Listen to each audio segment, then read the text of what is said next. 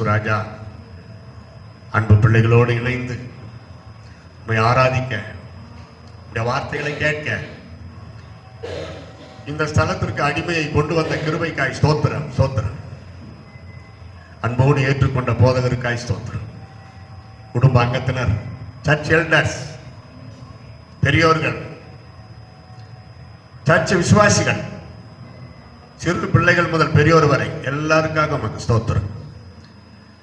இப்பொழுதும் நீர் என்னோடு பேசும், எங்கள் அனைவரோடு பேசும். இந்த வார்த்தைகளை கேட்டு நாங்கள் பிரயோஜனப்பட உதவி செய்யும். மிகுந்த சந்தோஷமாய் அன்பு பிள்ளைகள் கடந்து செல்வார்களாக. இதயத்திலே குத்தப்பட்டு கிடக்கிற எத்தனை ஈட்டி, அம்பு, கத்தி, சோதனை, துக்கம், மனக்லேசங்கள் போன்ற அட்டயங்கள் கர்த்தராகிய இயேசு கிறிஸ்துவின் நாமத்தில் இப்பொழுது ஒவ்வொருத்தருடைய இருதயத்தை, சிந்தனையை, சரீரத்தை விட்டு பிடுங்கி எடுப்பதாக, பிடுங்கி எடுக்கப்படுவதாக. Glory be to God. அவர் தம்முடைய வார்த்தைகளை அனுப்பி அவர்களை குணமாக்குகிறார் என்ற வார்த்தைப்படி இப்பொழுது நீர் என்னோடு பேசும், எங்கள் அனைவரோடும் பேசும். இயேசுவின் நாமத்தில் ஜெபிக்கிறோம், ஸ்தோத்திரிக்கிறோம் எங்கள் அருமை பிதாவே. எல்லாரும் சத்தமா ஆமென். கர்த்தருடைய பரிசுத்த நாமத்திற்கு மகிமை உண்டாவதாக. சுத்திகரிப்பு பிளஸ் ஆயத்தம். இந்த நாள் சிறப்பு தலைப்பு ஐயா தான் கொடுத்திருக்கிறாரு. நல்ல இந்த வருடத்தின் முடிவில் தியானிக்க வேண்டிய ஒரு முக்கியமான காரியம். 40 நாட்கள் ஒவ்வொரு நாளும் நீங்கள் நல்ல ஜப நேரம், செய்தி கேட்டிருப்பீங்க, நல்லா ஃபுல் பவர்ல இருக்கிறீங்க.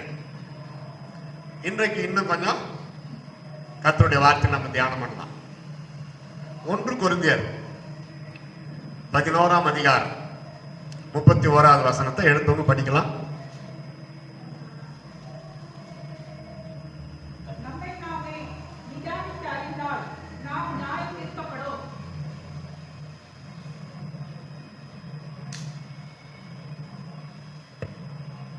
If we testify ourselves, no judgment to us. நம்மை நாமே நிதானித்து அறிந்தால் நாம் நியாயம் தீர்க்கப்படும் என்றால் படமாட்டோம்.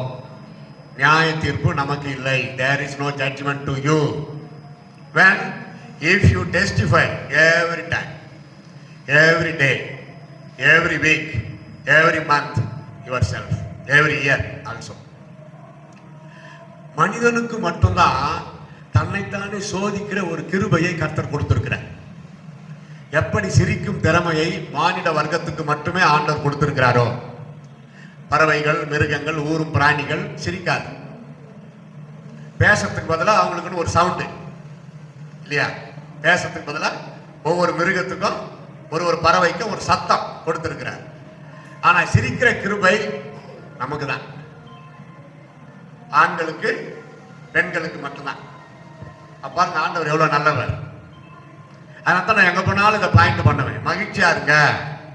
போராட்டம், துன்பம், சோதனை வந்தா தனி அறையில முழங்கால் பண்ணிட்டு நல்லா ஸ்தோத்திரம் பண்ணுங்க. ஆண்டவருடைய அன்பை நினைத்து அவரை பாராட்டுங்க, துதிங்க.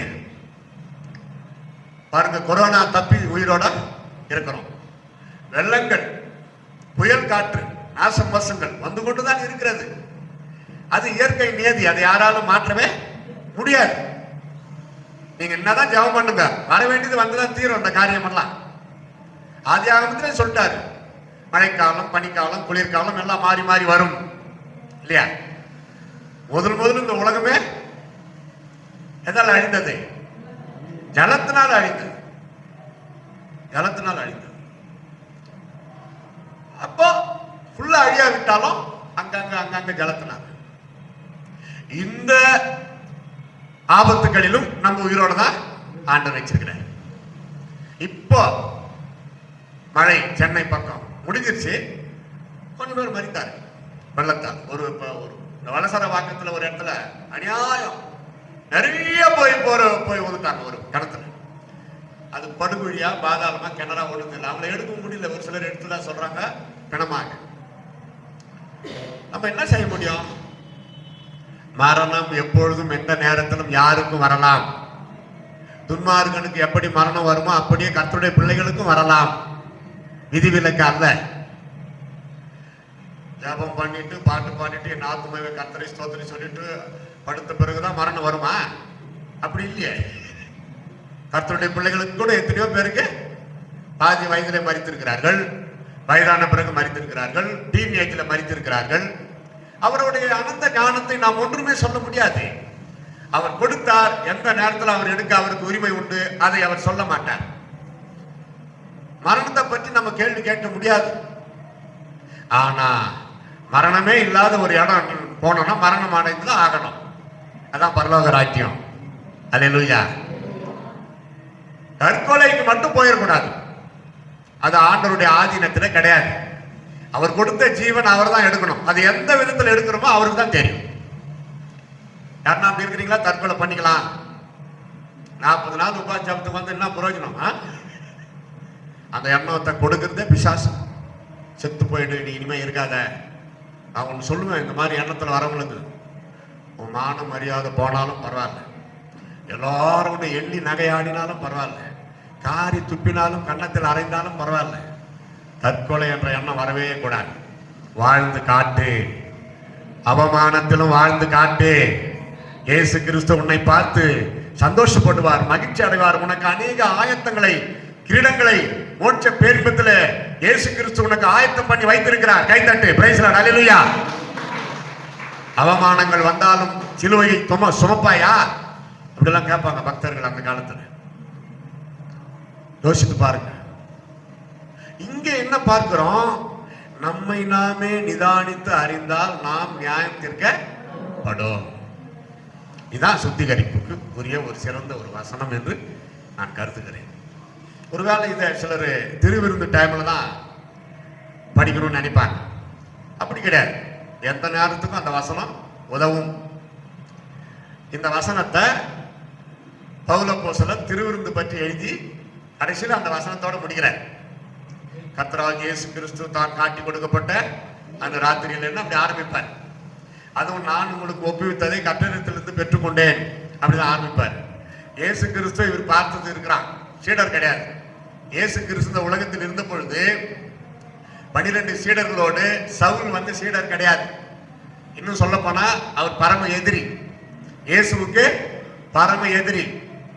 இயேசு இந்த உலகத்தில் இருந்த பொழுது கிறிஸ்தவர்களை கொடுமைப்படுத்தின ஒரு மனிதர், கேங் லீடர். இயேசு உயிர் தெரிந்து பரலோகம் போன பிறகுதான் தமஸ்குவை நோக்கி ஓடிக்கொண்டிருக்கிற அந்த நேரத்துல இயேசுவே நேரடியா இவரை சந்தித்தார். கைத்தட்டி எல்லாரும் பிரைஸ் லார்ட், அல்லேலூயா. சந்தித்தார். அவர் பெரிய பணக்காரர், அம்பாசிடர். இப்ப நம்ம எல்லாம் முதலமைச்சரை போய் பார்க்கணும்னா விடுவாங்களா? உடனே விட மாட்டாங்க. ஆனா அவர் அப்படி இல்லை. ராஜாவை பார்க்கணும்னா உடனே சரிப்பா போய் பாருங்க. அவ்வளவு பயம். சரித்திரம் சொல்லுது 3 கப்பல் அவருக்கு சொந்தமா இருந்ததுதான். பயங்கர பணக்கார குடும்பம். இப்பெல்லாம் லேண்ட்லார்டுன்றாங்களே, லேண்ட்லார்டு இல்லை, நிறைய நிலம் இருந்தா லேண்ட்லார்டு. அது மாதிரி அவங்க அப்பா அந்த தேசத்துல பெரிய பணக்காரர், லேண்ட்லார்டு. அப்படிப்பட்ட குடும்பத்தில் பிறந்தவர். பயப்படுவாங்க ஜனங்க. சவுல் வராருனாவே ஓடி ஒளிஞ்சுக்குவாங்க. அப்படிப்பட்ட ஒரு மனிதனை இயேசு சந்தித்து கண்ணு குருடாகி உதவியாளர் மூலமா போறார். இயேசு சொல்லிட்டார், தமஸ்குக்கு தானே நீ போற, நீ தமஸ்கு தான் போற. இப்ப எப்படி போற? அடிக்கிறதுக்கு, அங்க இருக்கிறவங்களை கொடுமைப்படுத்துறதுக்கு இல்ல. உன்னை நான் சந்தித்து விட்டேன்.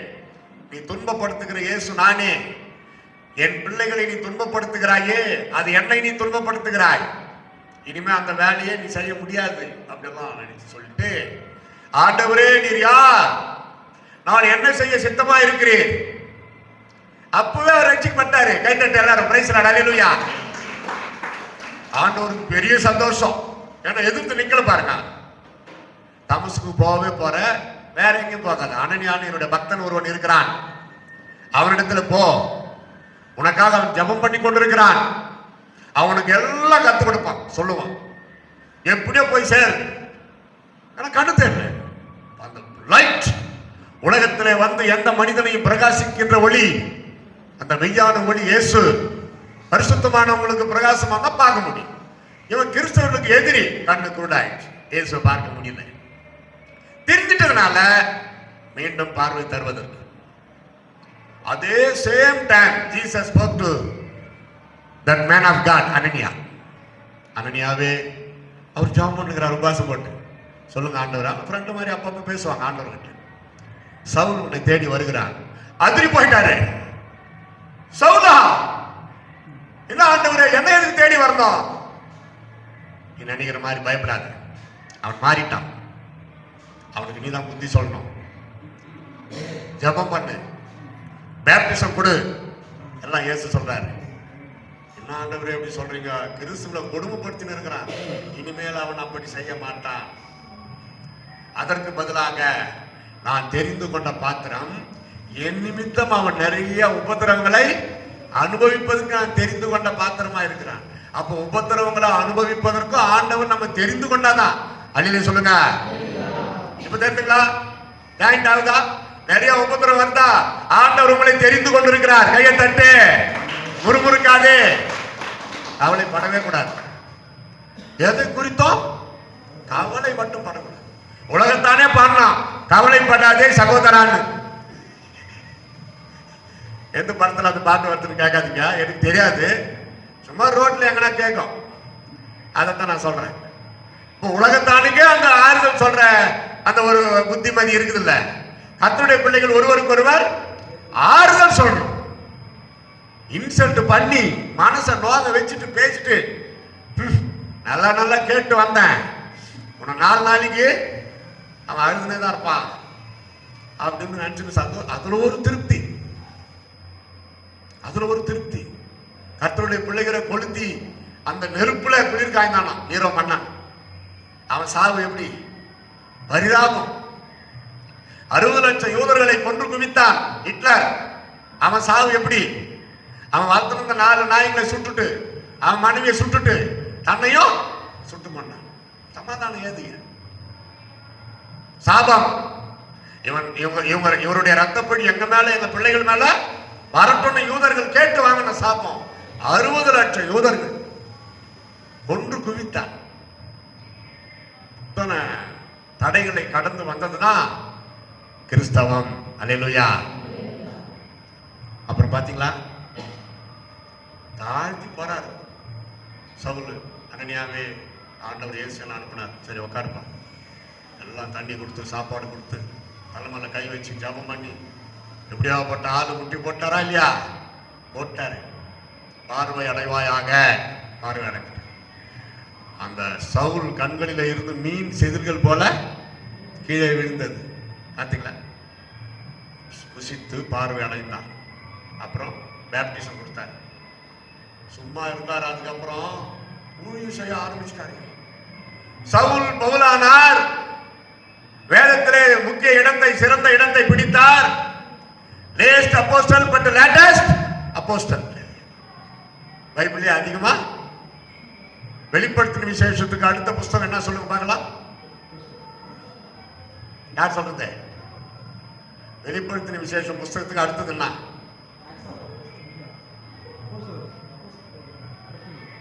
வெளிப்படுத்தின விசேஷம் பைபிள்ல அதுக்கு அடுத்த புஸ்தகம் பவுல் அப்போஸ்தலன் பிரயாணம் பண்ணின தேசங்கள். ஒரு சில பைபிள் தான் இருக்கும். சிலருடைய பைபிள் அது இருக்காது. பவுல் அப்போஸ்தலன் பிரயாணம் பண்ணின தேசங்கள் 1, பவுல் அப்போஸ்தலன் பிரயாணம் பண்ண தேசங்கள் 2, இப்படி 3 பிரயாணம் வரைபடம் இருக்கும். அதுக்காக தான் அப்படி கேட்டேன். அதை வச்சு ஒரு பிரசங்கமே பண்ணலாம்.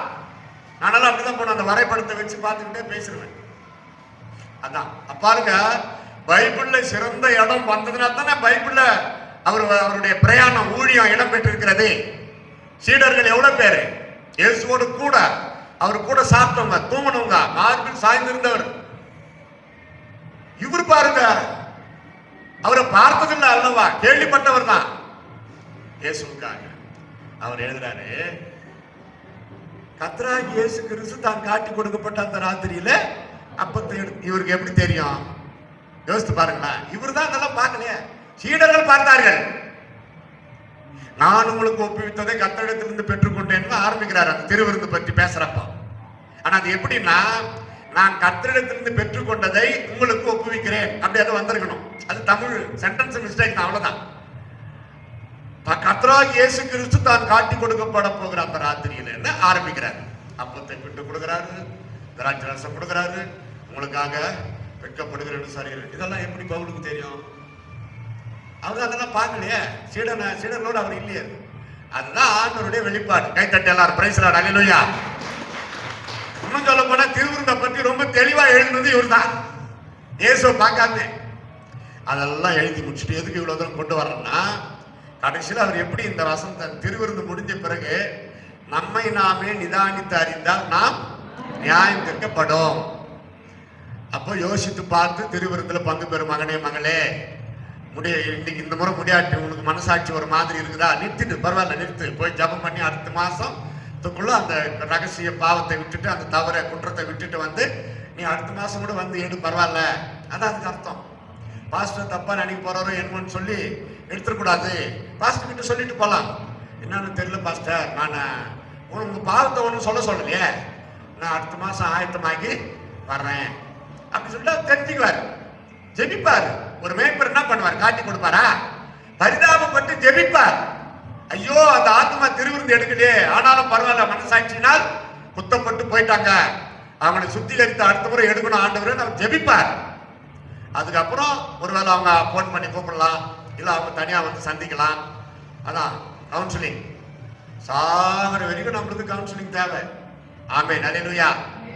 இயேசு கெத்செமனே தோட்டத்துல தேவ தூதர்களே வந்துட்டாங்க, அவரை ஆறுதல் படுத்த, தேறுதல் படுத்த, சிலுவையில மரிப்பதற்கு தயார் பண்ணிட்டு போயிட்டாங்க.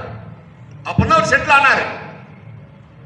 வாழ்க்கை போராட்டங்களே வரக்கூடாதுன்றதுக்கு இல்லை, நம்ம போராட்டம் வந்தா அதை சமாளிக்கிறது எப்படி, அதுக்கு தான் செட்டில்மெண்ட் ஆகணும். போராட்டம் வந்தா எப்படி சமாளிக்கலாம்? தேவனுடைய வார்த்தை, கர்த்தருடைய வசனம், வேதம் அறிய வேதம். வேதத்துல சந்தேகமா? வேதத்திலே பதில் இருக்குது, வேற எங்கேயும் ஓடக்கூடாது. வேற புஸ்தகமே கிடையாது. உங்கள் சந்தேகம் தீர வேற புஸ்தகத்துல கிடையாது, வேதத்திலே தான். வேத புஸ்தகம். அந்த காலத்துல சத்திய வசனம் ரேடியோ, இப்பெல்லாம் டிவி வந்துருச்சு, செல்போன் வந்துருச்சு. காலையில 6 மணி இருக்கும்னு நினைக்கிறேன், சத்திய வசனம் ரேடியோ ஸ்டேஷன் ஸ்ரீலங்கா. வேதத்தை வாசி, அதை என்றும் நேசி, தினம் விசுவாசி, நீ சுகவாசி. தினந்தோறும் எடுத்து படிங்க, ஒவ்வொரு நாளும் படிங்க. நீங்க ரொட்டீனா படிச்சாலும் சரி, திடீர்னு எடுத்து படிச்சாலும் சரி, ஒவ்வொரு அதிகாரத்திலையும் கர்த்தர் பேசுவார். அல்லேலூயா. 4 வசனம் படிச்சா கூட சரி, அதுல கர்த்தர் பேசுவார். அவன் கண் பார்வையில வை, பைபிள ஒளிச்சு வைக்காத, கண் பார்வையில பார்த்தா டப்புன்னு எடுக்கிற மாதிரி வை, டக்குன்னு எடுத்து படி. கரெக்ட் டைமுக்கு எடுத்து படிக்கணும் வச்சோம்னா அப்புறம் எல்லாம் வேலை செய்யணும். அப்படி இல்லை, மற்ற நேரத்துல கூட எடுத்து படிக்கலாம். செல்போன்ல கூட பைபிள் வச்சுக்கிறோம். நாங்க எல்லா லாங்குவேஜ்ல பைபிள் இருக்குது என் போன்ல. ட்ரெயின்ல போறப்போ பையன் திறந்து பைபிளை எடுக்க முடியுமா? முடியாது. போன்லயே ஒரு 10 வசனம் படிச்சுட்டா ஒரு மனசுக்கு திருப்தி. நேற்று ட்ரெயின்ல வர்றேன், திடீர்னு ஒரு மணி நேரம் ஒரு மாதிரி காற்று ஆச்சு, சார் பட்டாத மாதிரி ஒரு ஃபீலிங், ஒரு மாதிரி ஆயிடுச்சு. ஒரு இஞ்சி சாறு வித்துன்னு வந்தான், இஞ்சி டீ, அதையும் குடிச்சு பார்த்தேன், இன்சபிஷியண்டா இருக்குது. மக்காசோளம் வித்துன்னு வந்தான் ஒருத்தன், ஒரு மக்காசோளம் எவ்வளோ, 20 ரூபாய்னா கூடுன்னு வாங்கினேன். ஃபுல்லா தின்னு தீத்தேன். ஃபுல்லானா அந்த உள்ளக்கிற தண்டெல்லாம் இல்லை, மக்காசோளம் மட்டும். பவுல் பிரதர் மக்காசோளம் ஃபுல்லா தின்ட்டாரான். அது போய் 10 பேருக்கு சொல்லி ரொம்ப போயிடுப்பாரு. அப்புறமா ஒன்றும் செட்டில் ஆகல. ஒரு முடிவுக்கு வந்துட்டேன், ஸ்தோத்திர ஆண்டவரே, ஊழியத்துக்கு போறேன், கொண்டு போய் சேர்த்தா பத்திரமா போய் சேர போறேன். இல்லைன்னா கொஞ்சம் கண்டுபிடிச்சி அடையாளமெல்லாம் எப்போ சொல்லி அந்த வீட்டுக்கு தகவல் போகும்போது தெரியல. ஆனா மறிக்கிறதுக்கு முன்னாடி அதெல்லாம் யோசிக்க கூடாது. ஆக மொத்தம் நம்ம பத்திரமா ஆண்டவர் விட்டு போறோம். உடம்பு எப்படி போனா நம்மளுக்கு என்ன சொல்றீங்க? ஆமா, அது அப்படி நினைச்ச உடனே பிசாசு வைக்கப்பட்டு போயிட்டான். இவன் எல்லாத்துக்கும் ரெடி ஆகுறான்டா அப்படின்னு 2 பேர் பேசிக்கினாங்க போல. பிசாசு உடம்ப விட்டுரு, நல்லா நம்ம போய் சேர்த்தோன்னு. அவ்வளோதான், ரொம்ப ஃப்ரெஷ்ஷாக போய் சேர்ந்தேன். ஜிஹெச்சுக்கு எதிர்க்க ஒரு மாமா இருக்கிறார், அவர் வீட்டு தான் வந்து நல்லா ரெஸ்ட். வாழ்க்கையிலே கண்டினியூவா 7.5 மணி நேரம் நான் தூங்கி ரொம்ப வருஷம் ஆச்சு. நேற்று நைட்டு தான் அப்படி தூங்கினேன். கண்டினியூ இரவுல விழிப்பு இல்லாம யாரும் அப்படி தூங்கி இருக்கிறீங்களா? கண்டினியூவா 7.5 மணி நேரம்.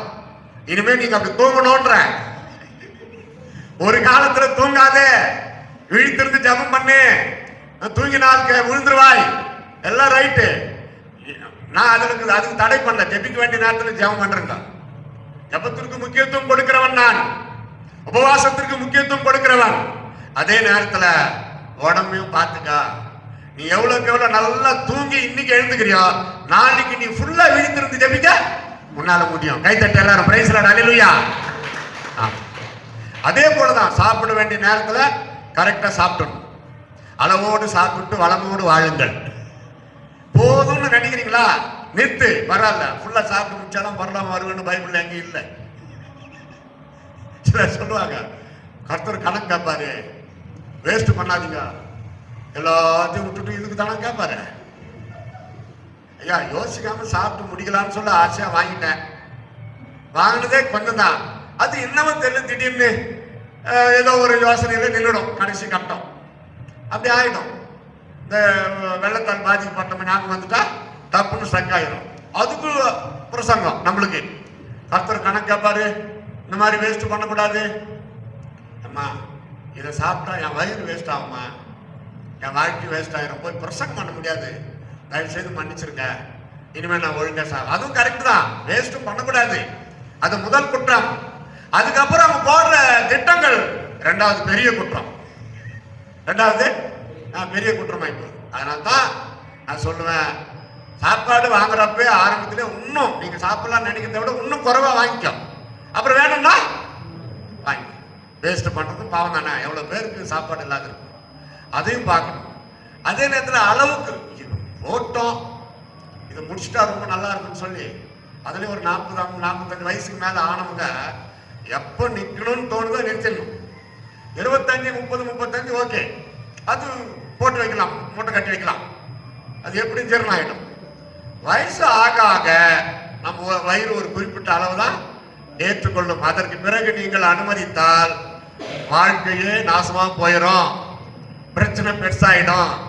நீங்க 5 நாளைக்கு சாப்பிட முடியாத மாதிரி ஆயிடும். ஒரு கைப்பிடி சாப்பாடு எக்ஸ்ட்ரா சாப்பிட்டதுனால நான் எத்தனையோ முறை ஒரு வாரம் சாப்பிடாம இந்த கோலி சோடா குடிச்சிருக்கிறேன். ஒட்டிக்குச்சு, வடை வயிற்றுல ஃபுல்லா ஒட்டிச்சு, கட்டப்பாறை கத்தி போட்டு சொரண்டி அடக்கலான்ற மாதிரி ஆயிடுச்சு. ஒரு வாரம் பட்னி ஆயிருந்தோம், பசி எடுக்க. ஒரு வாரம் சாப்பிடாம இருந்தோம், பசி இல்லை, அப்படி ஆயிடுச்சு. அதனால தான் மைல்டா நம்ம வயிறு எப்படி சாஃப்டான ஒரு தோலால் ஆனது, சதையால் ஆனது. இரும்பு பெட்டி,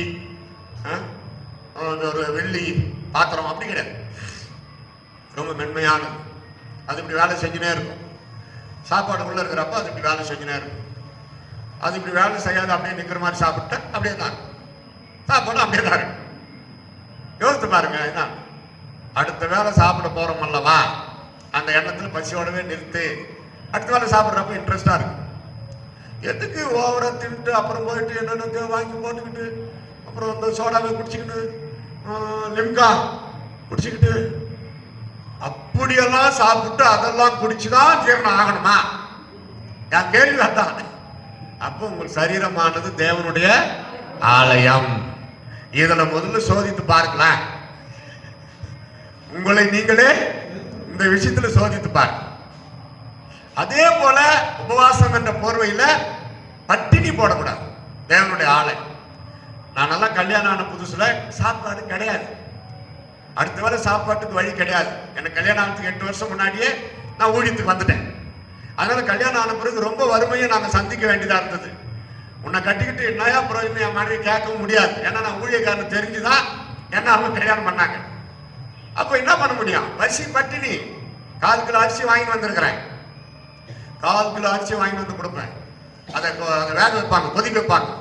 அந்த வடிக்கிறாங்களே தண்ணி, அதான் காலை டிஃபன். போன்விட்டா காலை டிஃபன். அதான் ரொம்ப ரிஸ்க் எடுக்க மாட்டோம். குடிச்சிட்டு வளர்த்தாத எதிராம குதிக்காம பல்ட்டி அடிக்காம அப்படி ஊருக்கு அதை பேசணும், ஜெபம் பண்ணிக்கிட்டு அப்படி. மத்தியானம் அந்த சோறு குழம்பு எங்க போறது? 2 ரூபாய்க்கு இந்த பெரிய பொட்டலம் ஊருக்கா வித்துச்சு அந்த காலத்துல.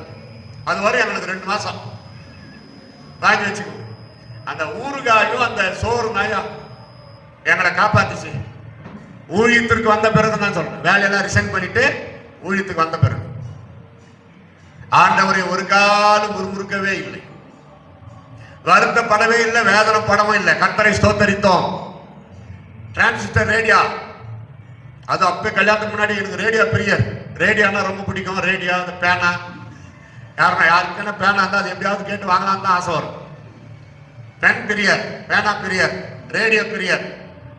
எங்க அப்பா அதுக்குன்னே போய் பாவம் ரேடியோ வாங்கி வந்து டிரான்சிஸ்டர் வாங்கி வந்து கொடுத்தாரு. கல்யாணம் ஆன பிறகு சாயந்தரமானா நானும் என் மனைவி எடுத்துக்கிட்டு ஒரு வயல்வெளிக்கு போயிடுவோம். காதல் ஜோடிகள் ஏசு அழைக்கிறார்.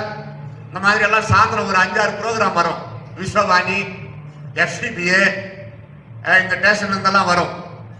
அதெல்லாம் ஃபுல்லா கேட்டுட்டு அதை உங்கள் வானொலி பெட்டியின் மேல் கைகளை வைத்துக் கொள்ளுங்கள், நான் ஜெபிக்கிறேன் அப்படியெல்லாம் சொல்லுவாரு டிஜே அங்கிள். 2 பேரும் சேர்ந்து அந்த ரேடியோ மேல கை வைப்போம். விசுவாசம் பாருங்க. அந்த ஜபம் எல்லாம் முடிச்சுட்டு வீட்டுக்கு வந்தோம். சாப்பாடு இல்லை. இந்த ஜபம் எல்லாம் பண்ணிட்டு வந்து பிரசங்கத்தை கேட்டு அந்த திருப்தி, அந்த மகிழ்ச்சி, பச்சை தண்ணியை குடிச்சிட்டு ஸ்தோத்திரம் போட்டு ஜபம் பண்ணிட்டு படுத்துரும். இப்படிதான் எங்க வாழ்க்கையை நாங்க ஆரம்பிச்சோம்.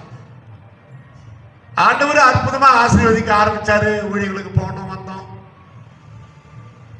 Dash dash dash dash dash அப்படி போட்டுங்களா. சொந்தமா வீடு கட்டி கொடுத்தாரு, மோட்டார் சைக்கிள் கொடுத்தாரு. அதுக்கப்புறம் 5 வருஷத்துக்கு முன்னாடி கார் கொடுத்தாரு.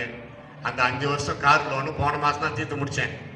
கடைசியா பெரிய சந்தோஷம். NOC வந்து வாங்கிக்கிங்க அப்படின்னா திருவள்ளூர்ல போய் அதை வாங்கிக்கோ. என்ன இவர் இந்த கடன் எல்லாம் தீர்த்து முடித்து விட்டார் அப்படின்னு ஒரு சர்டிபிகேட் கொடுப்பாங்க. ஒரு திருப்தி. முதலாவது தேவனுடைய ராஜ்யத்தையும் அவருடைய நீதியையும் தேடுங்கள். Seek first of all the kingdom of God, then all provided unto you. ஆண்டவர் அதான் சொன்னார். எனக்கு அந்த வசனம் ரொம்ப பிடிக்கும். முதலாவது அதை விட்டுறக்கூடாது. தேவனுடைய ராஜ்யம் எப்போ நம்ம கவனம் அதிலே இருக்கணும். பிறகு பிறகு உலக பிரகாரமான நன்மை, ஆசீர்வாதம், படிப்பு, செல்வம், பணம், ட்ரெஸ்ஸு, இன்னும் சாப்பாடு, இடம், வீடு, மனைவி, மக்கள் கர்த்தரே கொடுப்பார். கையை தட்டு அல்லேலூயா. ஒன்று வாங்கினால் ஒன்று இலவசம். இயேசு கிறிஸ்து அப்பவே இதை சொல்லிட்டார் பாரு. நீ இதை வாங்க முதலாவது தேவனுடைய ராஜ்யத்தை அவருடைய நீதியை தேடு, பிறகு இலவசம் இதெல்லாம் உண்டு அப்படின்றார் இயேசு.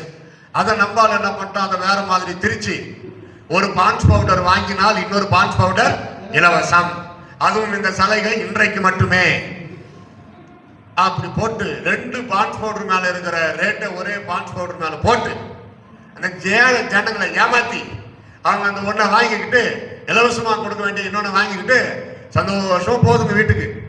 நம்ம தமிழ்நாட்டு ஜனங்க எது இலவசம் விட்டாலும் உடனே போய் ஓடு. அதுவும் எப்படி ஓடு, தலை இருக்குதா இல்லையா, உடம்பு மட்டும் ஓடுது. இன்னும் தெரியுமா, நம்ம தமிழ்நாட்டு ஜனங்க பாம்பை பிடிச்சி கொடுத்தா கூட இலவசமா வாங்கிட்டு போவாங்க வீட்டுக்கு. இலவசமா கொடுத்தாரு போய் வாங்கிக்கோ அப்படி. ஆனா நம்ம தமிழ்நாடு இப்ப எவ்வளவு கடன்ல இருக்குது தெரியுமா? காமராஜர் முதலமைச்சரா இருந்தப்ப அவர் எதுவும் இலவச திட்டங்கள் கொடுத்ததே கிடையாது. தமிழ்நாடு கடனற்ற தமிழ்நாடா இருந்தது. கைத்தட்டி எல்லாரும் அல்லேலூயா. நீங்க எல்லாம் இப்ப பிறந்திருக்க மாட்டீங்கன்னு நினைக்கிறேன். காமராஜர் முதலமைச்சரா இருந்தப்போ நான் எல்லாம் இப்ப 3ஆம் கிளாஸும் 4ஆம் கிளாஸும் படிக்கிறேன்.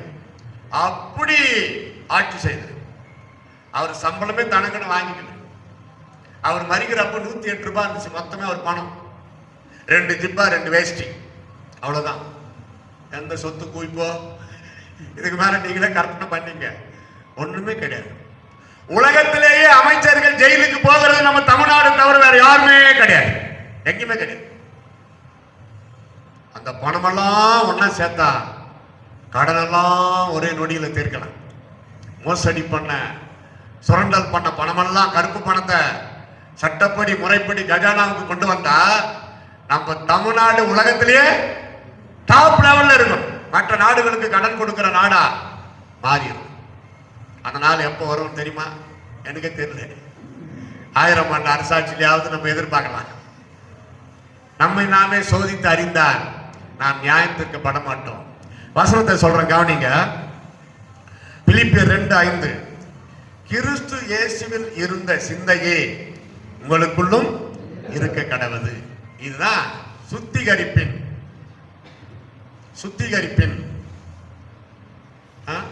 முதல் கட்டம். நம் சிந்தனையில தான் ஆரம்பிக்குது. ஒரு மனிதனுடைய பரிசுத்தம்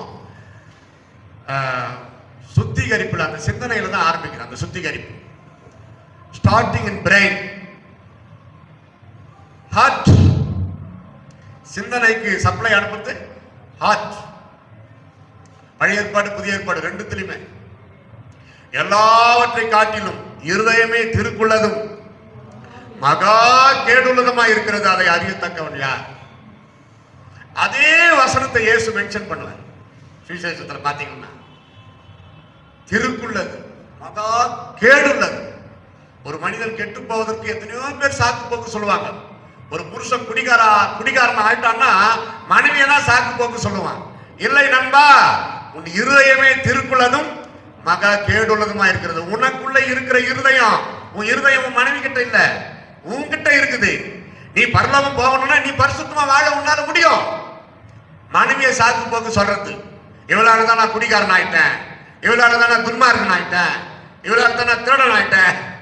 அதே போல புருஷர்கள் கல்யாணம் பண்ணதுக்கு முன்னாடி நான் நல்லா தான் இருந்தேன், இவரை கட்டின பிறகு எனக்கு கோபமா வருது, அவர் அவனுக்கு போட்டு இப்படி பூஸ்ட் பண்ணுகிறார் கோபத்தை, கொதிக்க வச்சு ஊத்திட்டார தலைமையில தண்ணியே கோபத்தை. உன் சுபாவம், உன் இருதயத்துல அவரை பற்றிய கோபம் உள்ள அடங்கி இருக்குது.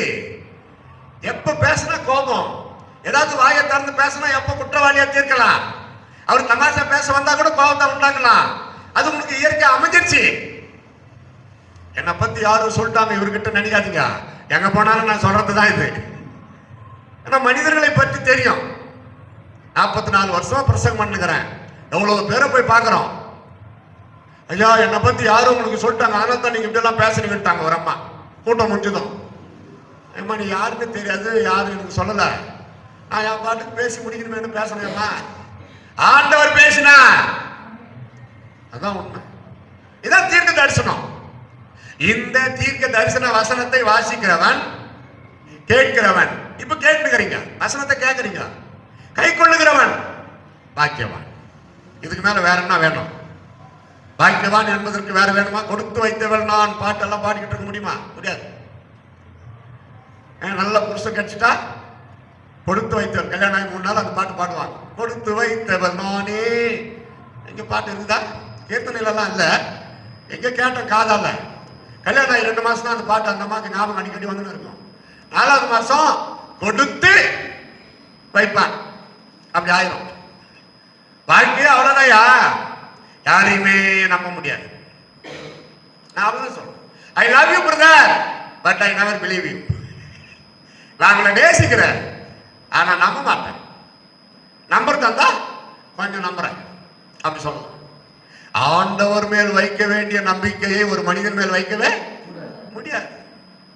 நீங்க தான் தெய்வம் அப்படின்னு சொல்லவே முடியாது, யாரையுமே சொல்ல முடியாது.